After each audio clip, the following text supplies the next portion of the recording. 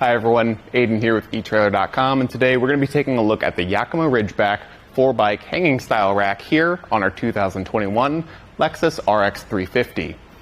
Now this is going to be a really nice hanging style rack to get you and 4 bikes to wherever you're going. With a hanging style rack you do have some limitations. For example, we don't want to put a carbon frame up here. Hanging by the frame could cause some carbon frame damage, but for any other regular bike, you're good to go.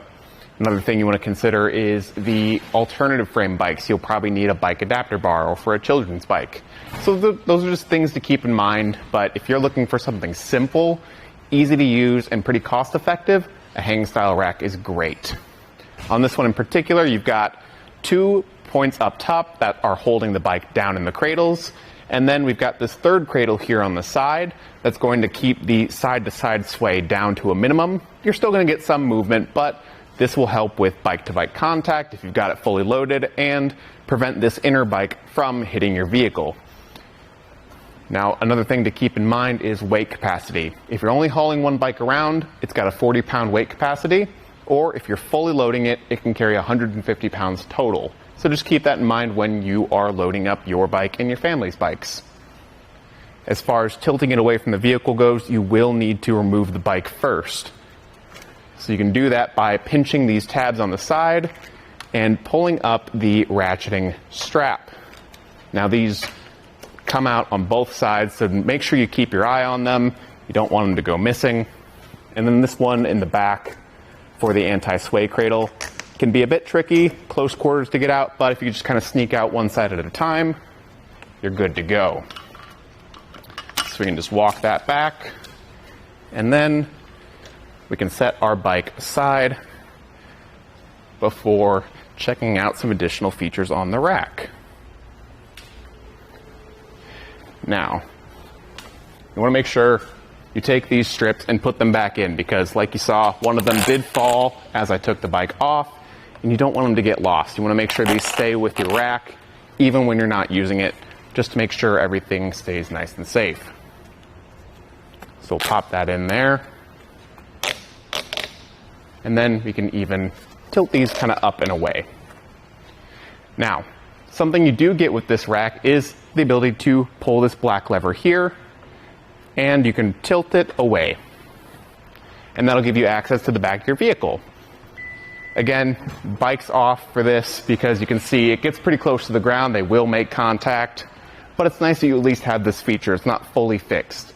You can at least leave the bike rack in, and you don't have to worry about taking the whole thing out. And another thing I really like is how audible the click is here. You can hear that. It lets you know that the bike rack is locked in place.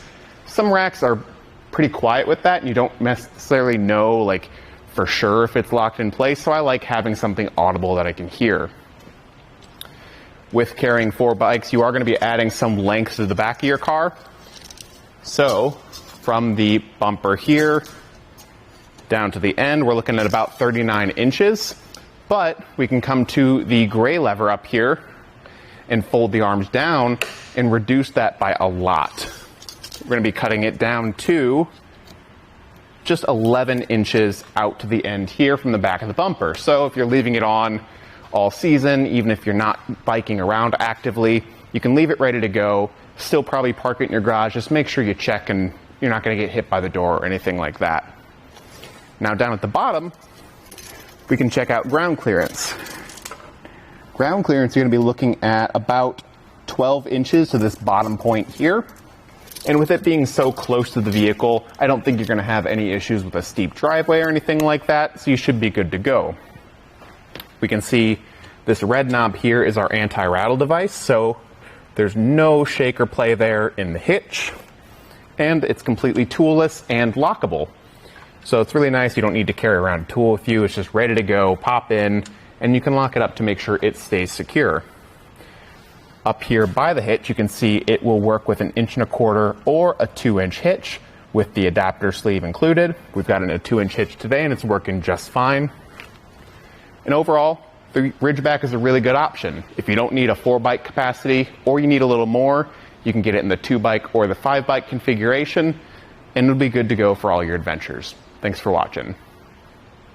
Here it is on our test course. We'll start by going through the slalom. This is going to show us the side-to-side action, which simulates turning corners or evasive maneuvers.